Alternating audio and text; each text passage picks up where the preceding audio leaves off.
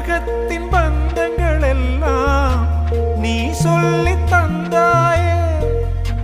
பிறப்புக்கும் இறப்புக்கும் இடையில் வழி நடத்தி சென்றாயே. உனக்கே ஓர் தொட்டில் கட்டி நானே தாயாய் மாறிட வேண்டும். ஆராரிராரோ நான் இங்கே பாட, தாயே நீ கண்ணுறங்கு என்னோட மடி சாய்ந்து.